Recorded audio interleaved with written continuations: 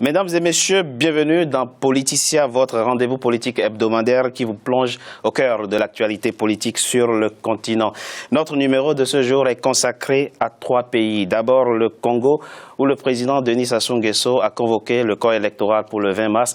Nous verrons au cours de cette émission les enjeux de cette présidentielle ainsi que les possibilités d'une décrispation politique entre pouvoir et opposition. À l'occasion, nous découvrirons également les résultats du sondage Afrimetrix pour Africa 24 réalisé dans ce pays. Nous irons ensuite au Tchad, où le président Idriss Déby vient d'être investi par son parti, le MPS, le Mouvement patriotique du salut, pour la présidentielle d'avril 2016. À l'occasion de son investiture, le président Idriss Déby a fait un certain nombre d'annonces sur lesquelles nous reviendrons au cours de cette émission et nous terminerons par le Djibouti qui lui aussi se prépare à l'élection présidentielle du 8 avril, l'opposition exigeant une réforme profonde de la CENI, la commission électorale indépendante, conformément à l'accord cadre de 2014. Mais commençons d'abord par le Congo pour parler justement des enjeux de la présidentielle du 20 mars au Congo. Nous avons autour de cette table M. Brice Nzamba, vous êtes avocat, bienvenue et merci d'avoir accepté notre invitation. C'est moi qui vous remercie, M. Richard Togbé. M. Mamad Zang, vous êtes enseignant, bienvenue et merci d'avoir accepté notre invitation. Merci M. Togbé, tout le plaisir est pour moi. Merci. Puis M. Joseph Pouloulou, vous êtes journaliste, bienvenue et merci d'avoir accepté notre invitation. Très heureux d'être de votre... Alors, ce 25 janvier, le président Denis Sassou Nguesso a été désigné candidat du PCT, le Parti congolais du travail pour la présidentielle du 20 mars. Quel enjeu pour le candidat lui-même et pour son pays, le Congo? Avant d'en débattre, je vous propose de suivre ce sujet. Il est signé Olivia Yéré-Dobré. Le président Denis Sassou Nguesso briguera un 3e mandat le 20 mars 2016.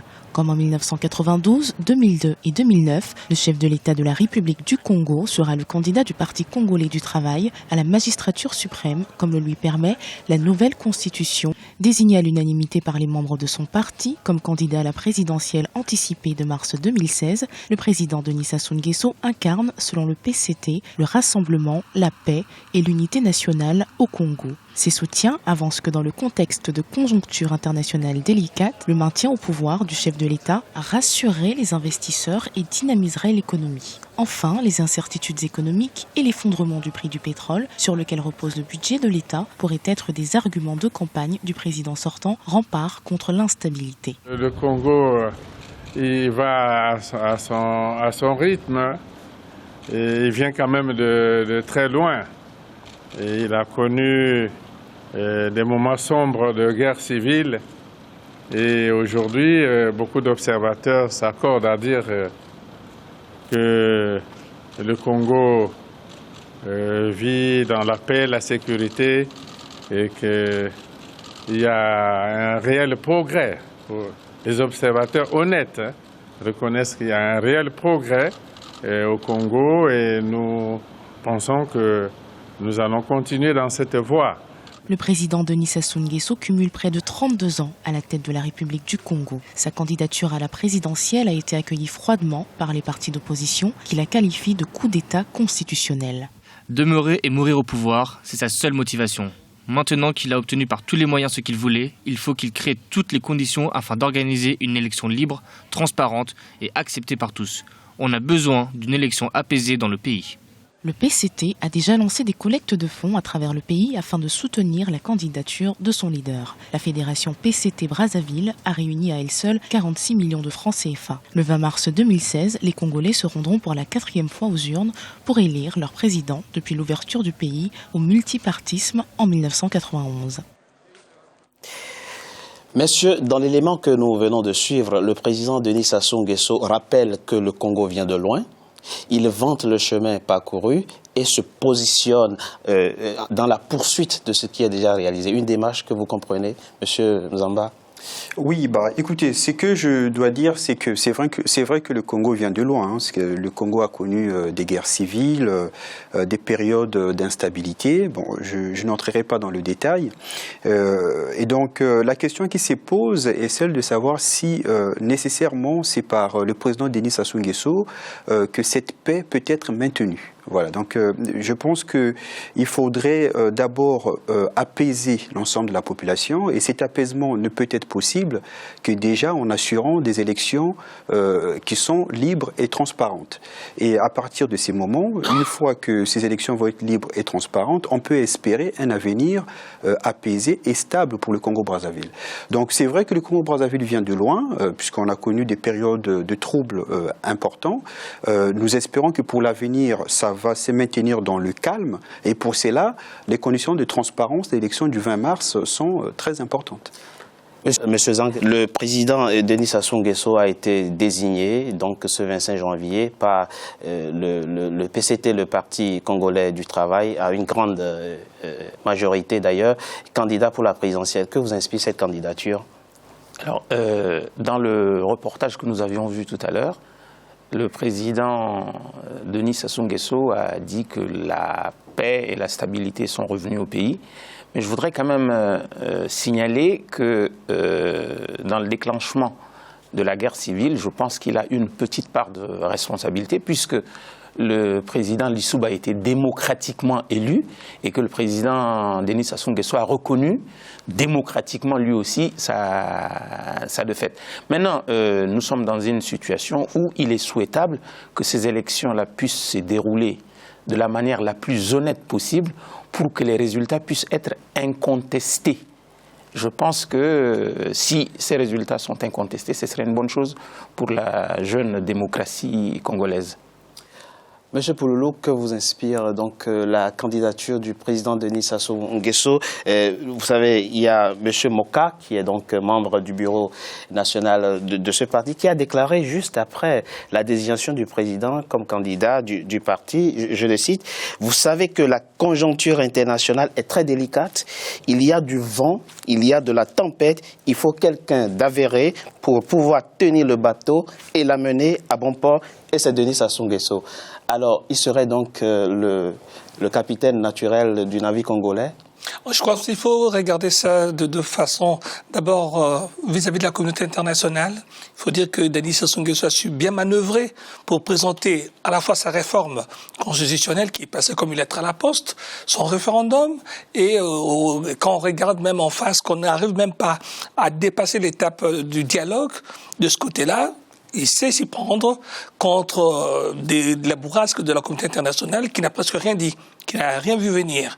De l'autre côté, par contre, Denis Sassou Nguesso doit arrêter d'être ce personnage clivant, parce que dans son pays, on sait que le pays est pratiquement coupé en deux, et c'est ça qui inquiète un peu.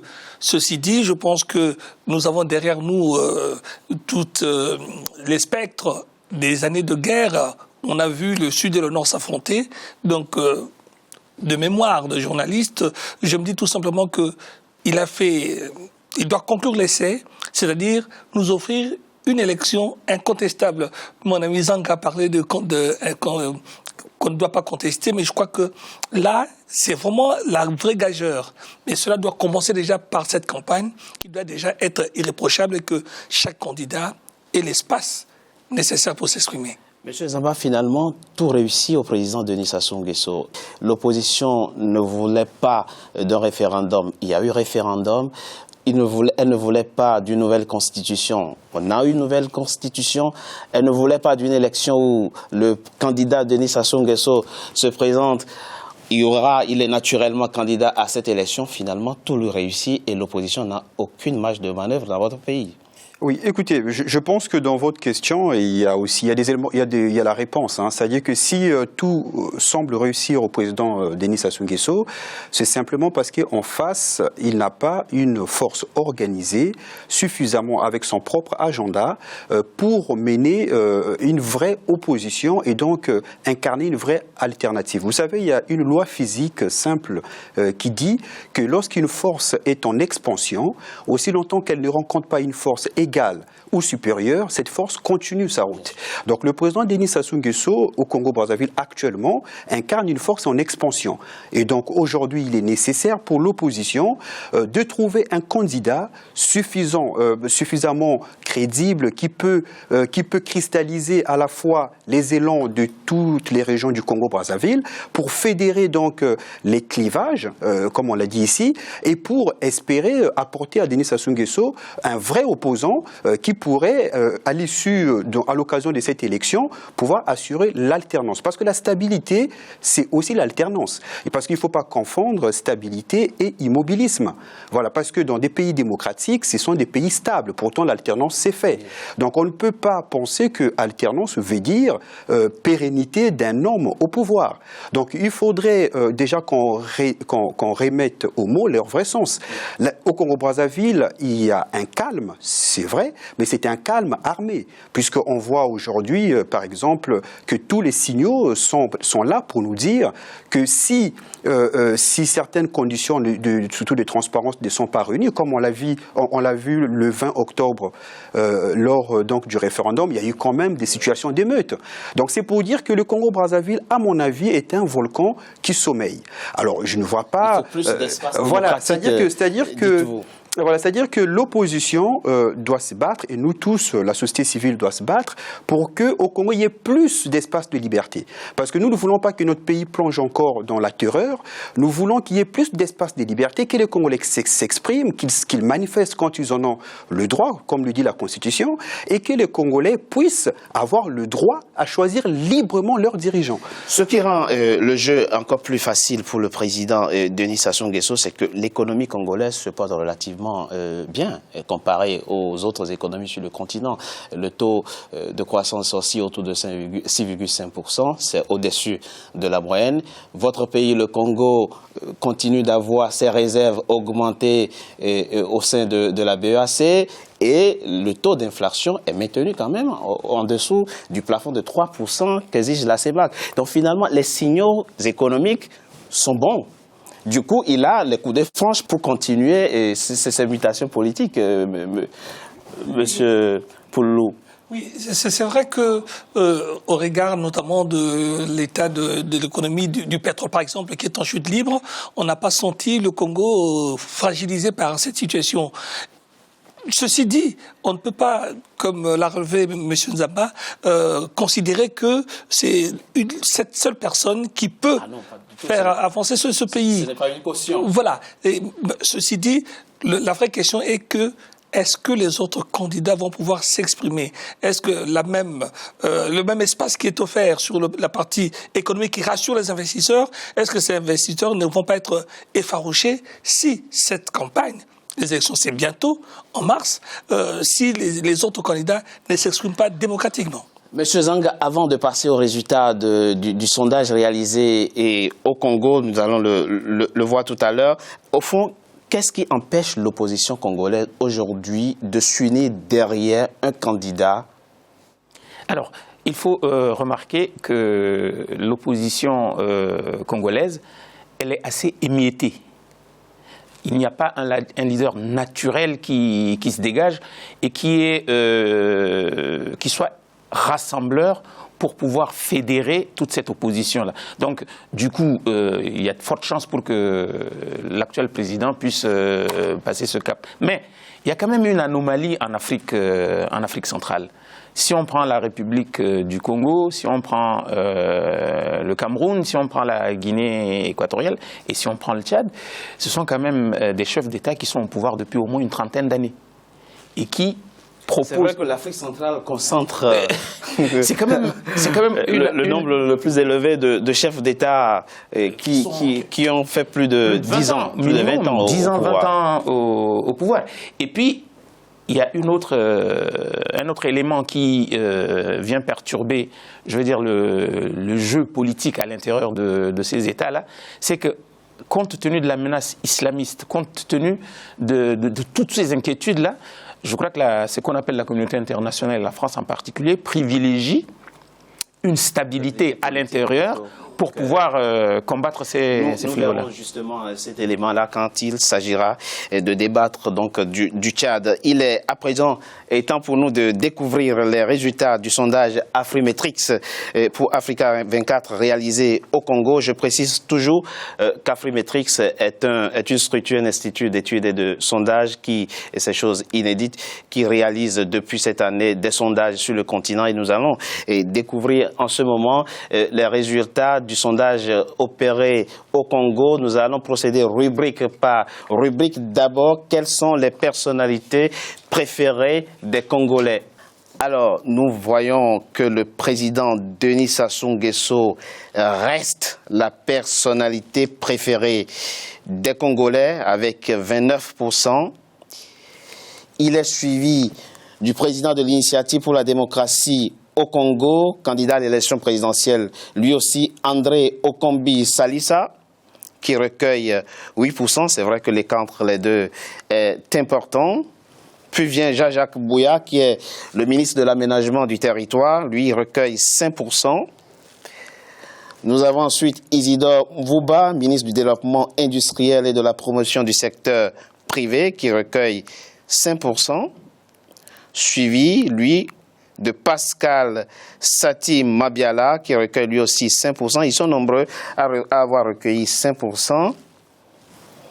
Je rappelle que Pascal Mabiala est le premier secrétaire de l'Union panafricaine pour la démocratie sociale, candidat lui aussi à l'élection présidentielle, qui est suivi de Roga, qui est chanteur, leader du groupe Extra Musica. Eh bien, ça vient apporter une touche culturelle à cette étude. Que vous inspire ce classement? Le président Denis Sassou Nguesso reste au Congo la personnalité préférée des Congolais. Oui, écoutez, moi, ce que je peux dire, moi, à la vue de ces sondages, c'est que, bon, les chiffres ne parlent pas. Voilà, les chiffres, après, il faut les interpréter, les analyser. Les chiffres en eux-mêmes ne parlent pas. Alors, quand j'essaie d'analyser ces chiffres, alors, ce que je constate, moi, c'est que 800 personnes ont été interrogées. Oui. Donc, il y a 800 personnes. C'est la méthodologie qui les dit. C'est une méthodologie assez rigoureuse. Oui, la question de la fiabilité ne se pose pas. Je ne conteste pas la fiabilité du sondage. Ce que je veux dire, c'est que sur 800 personnes, il y a 29% des personnes qui considèrent le président Denis Sassou Nguesso comme leur personnalité préférée. Donc, c'est même pas la moitié. Voilà, c'est 29% des 800 personnes qui ont été interrogées.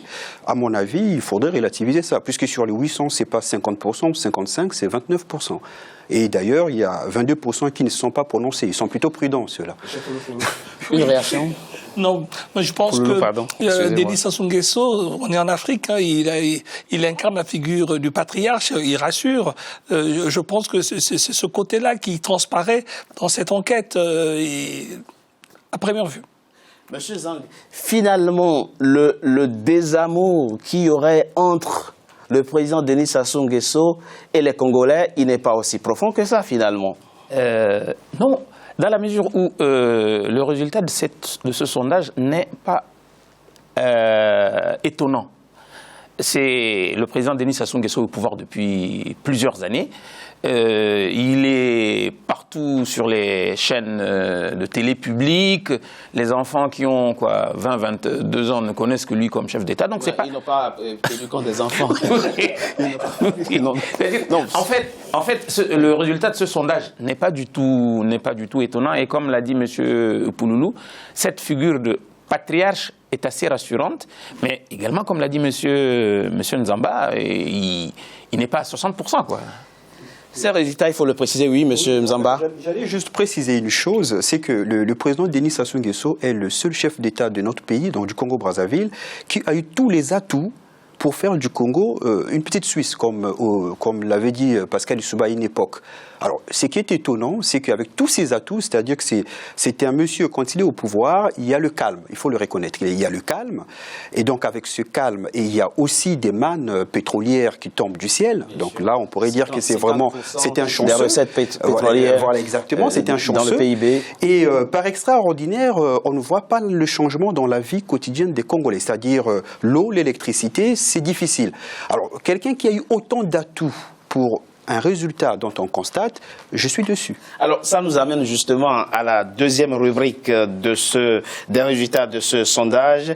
Quels sont les principaux enjeux au Congo, c'est-à-dire quels sont les besoins prioritaires des Congolais? Nous allons découvrir les résultats. Les Congolais placent le développement économique et l'emploi en tête de leurs préoccupations, de leurs priorités à 69%.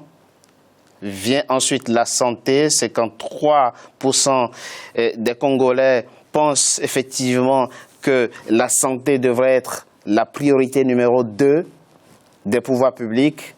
Vient ensuite l'éducation avec 39%, la sécurité nationale 27% et la lutte contre la corruption 20%. 20% des Congolais pensent qu'on devrait faire de la lutte contre la corruption une priorité au Congo. Alors, quelle réaction par rapport justement à cette hiérarchisation des besoins prioritaires des Congolais? La première chose, quand vous entendez M. Sassou Nguesso, il met au premier plan le calme, la paix qu'il a apportée au pays, mais cette préoccupation n'arrive qu'en 4e position. Je pense que le vrai problème pour les Congolais, ça reste l'économie et la répartition. La question de la richesse. Quand on place ça en première position, et c'est vraiment très clair qu'il y a un vrai problème de répartition des richesses dans ce pays. Mais il y a un paradoxe dans ce classement. Seuls 11% des Congolais pensent qu'il faut renforcer la démocratie. Je ne sais pas si vous l'avez vu. Oui. Alors, on vient d'évoquer tout à l'heure le déficit de démocratie, qu'il faille libérer des espaces de liberté publique. Il n'y a que 11% des Congolais qui sont préoccupés par cette... Oui, dites-moi. Sur ce point, il faut regarder en même temps et au Cameroun et au Congo. C'est-à-dire, pour le moment, les gens se disent, bon, on finit avec lui. Et après, on va arranger les choses entre nous. Voilà. Alors, vous êtes en train de nous expliquer que de toute façon, les Congolais ont fini par se résigner. Ils se sont dit, de toute façon, il ne faut pas s'attendre à plus de démocratie avec le président Denis Sassou Nguesso. C'est votre interprétation. Exactement. Mais il faut simplement comprendre une chose, c'est que moi, j'ai assisté à la conférence nationale. J'étais au lycée, en seconde à cette époque. Et après la conférence nationale, il y avait un vrai engouement des Congolais pour la démocratie.